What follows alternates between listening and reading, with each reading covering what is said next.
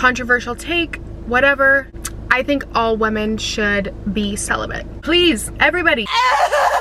I was going to have a picnic outside, but I can never be prepared anywhere I go. So I didn't bring bug spray. I didn't bring the right shoes. I brought a swimsuit. I thought I was gonna find a secluded place and tan, but things don't always go my way. I'm so hungry.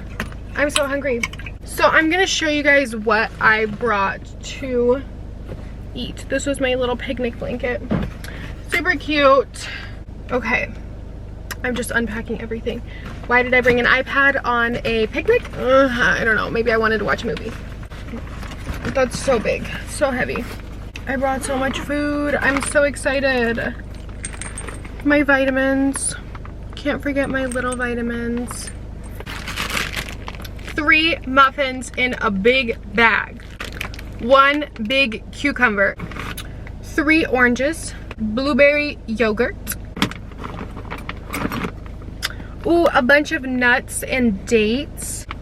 Chicken and broccoli, and I forgot a knife, so we're gonna be devouring this chicken. Manners are not in the room today. Recently, I've been getting back into coffee, and the problem with me and coffee is I don't know how to pace myself. I am addicted to coffee, to good coffee.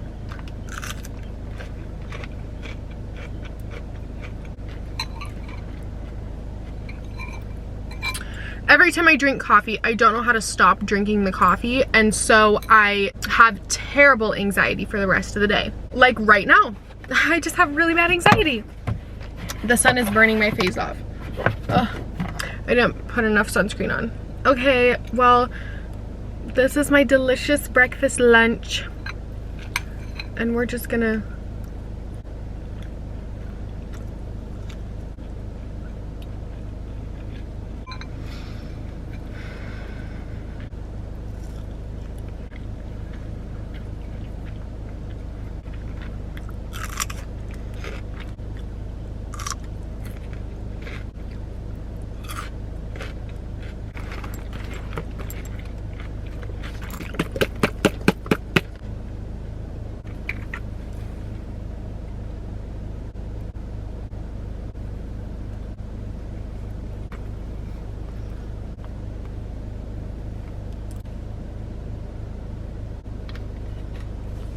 So today I had to do something that gave me really bad anxiety. I had to text my ex.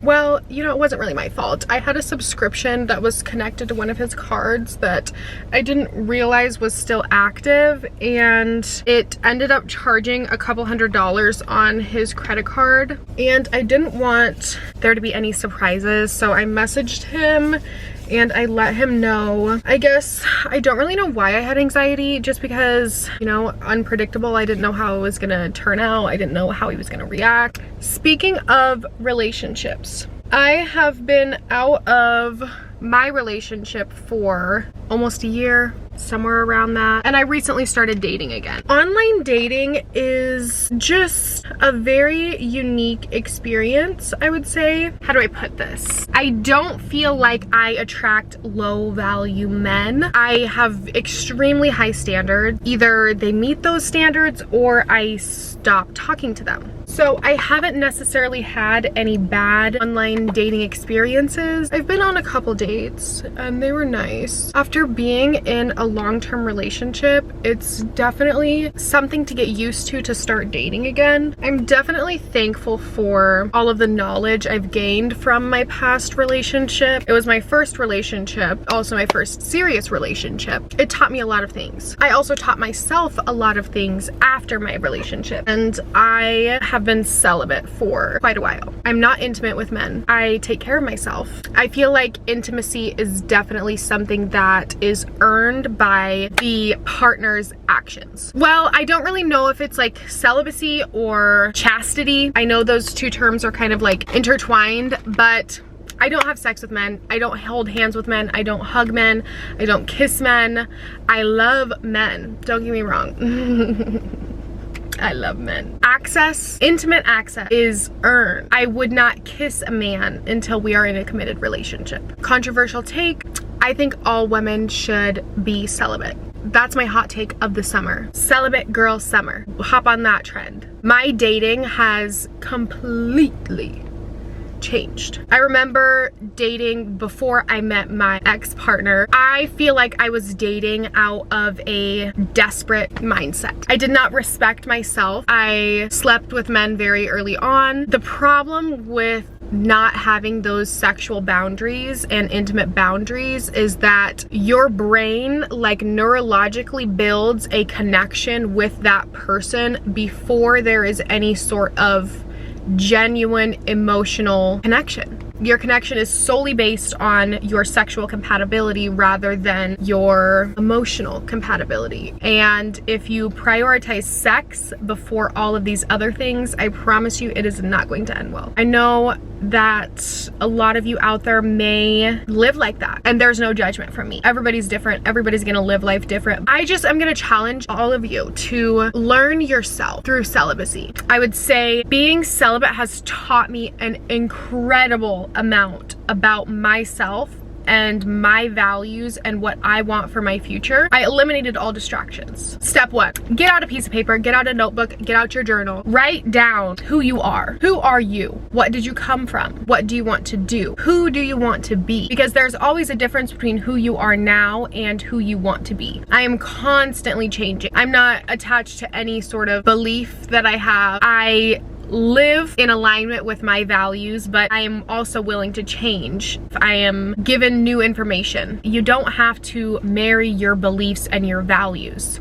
You just have to have an understanding of what you are willing to accept and what you are not willing to accept. That is a big one. A lot of people in today's generation, they don't date with intention. They're like chill, go with the flow, nonchalant. I don't have experience with these types of interactions because I set boundaries. I know exactly what I'm looking for, and I do not accept anything less. At the first sign of disrespect, you cut off a man. At the first sign of incompatibility, you cut off that man or woman or non-binary, whatever it may be for you. You just have to get clear on what you are willing to accept. Please, everybody, I promise you, you will not have the same problems because you now have a filter for these men. For me, some non-negotiables are they must be over 28 years old, no kids, business owner, must be established, they must travel, because that's what's important to me. Not everybody is going to agree with you, and that is perfect. That is just what you want. Because the more you narrow down specifically what you want, the easier it is to find. You don't want to settle when it's your life. You are amazing. You are magnetic. You are wonderful. You are magnificent. You are unique. You are beautiful. You are a joy to have in somebody's life. Do not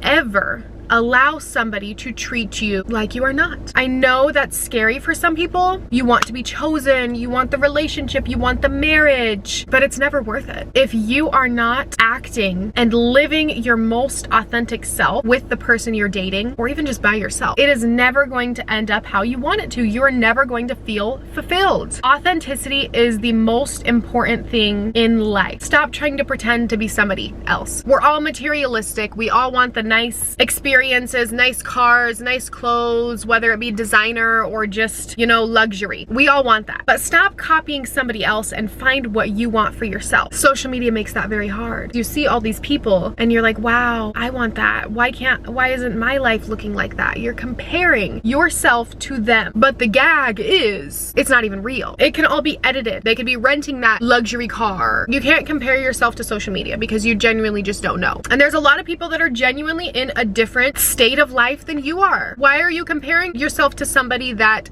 could not compare to you? You are in control of your own reality. No matter how difficult your reality is, it can always be made better. Always. Never allow your thoughts to limit what you deserve in this lifetime. I'm gonna be a millionaire. I'm gonna be a millionaire. I know it with my whole entire heart and soul.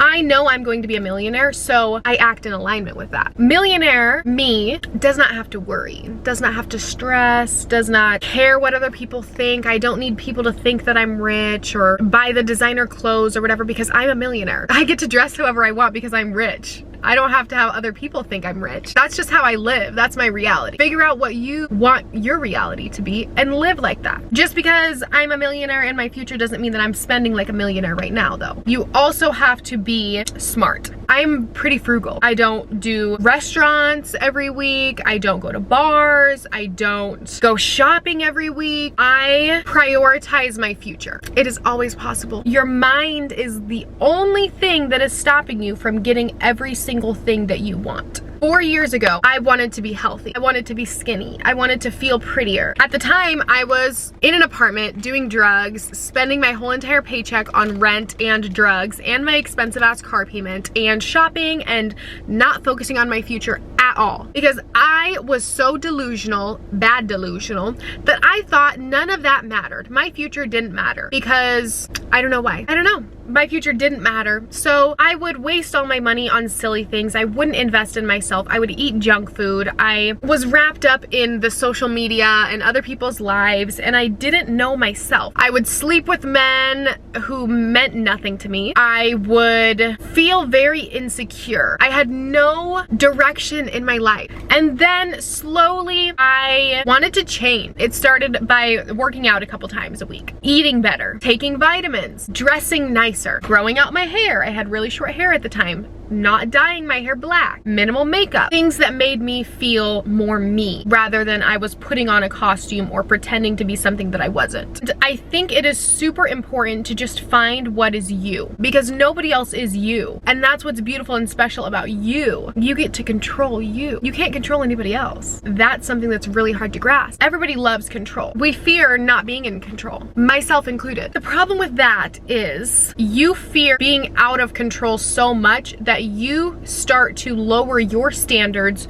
to make other people align with what you want them to be. Instead of leaving that situation and finding something that actually benefits you, you're staying with that relationship, at that job, or whatever it may be, and trying to change that external factor to fit what you want, rather than changing the internal and moving yourself to a different physical reality. For me, I was in a relationship with a guy who had kids, and I don't want kids. That's a non-negotiable for me. I tried to make that work for me, and it didn't. I wasn't very happy. I thought I was happy, but truthfully, I wasn't. I was losing myself in somebody else's reality because I wasn't comfortable and confident enough to just leave. I wanted to make it work. I loved this person. I wanted to make it work, but sometimes making it work is the worst thing that you could possibly do for your own health. You heard it here first. Raise your standards. Raise your standards. Learn what you want. Eat healthy foods. Feel better. Move more. Do things for fun. We do not have enough fun. Like, as a society, people need to have more fun. Pick up something that sounds crazy and cool. Like what I recently got into bird watching. It's fun. It's cool. I started recording YouTube videos. Like, I literally just love to hear myself talk. Do stuff for you. Anyways, yeah, I started dating recently again. I think it's so fun. Like, I love men. I love the different types of men that I get to meet. It's like interviews for who will make it onto the next stage. It's a job interview. That's what this shit is. You should not be treating these men like they've already got the job when they barely even applied. I booked a trip to Vietnam. I'm going to fucking Vietnam. This is my blueberry yogurt, guys. Vietnam in January. I'm going by myself for 2 weeks. I don't speak Vietnamese. I'm also going to get a couple tattoos while I'm there. I'm so excited. If you guys have any recommendations of what to do in southern Vietnam in January, please let me know. I do have my whole entire itinerary booked. In other news, I found this book and I started reading it, and honestly, it's pretty good. It's pretty good. I'm really into vampire books. I just think vampires are so sexy and I really want one to bite me. Okay, anyways, my camera's dying, guys.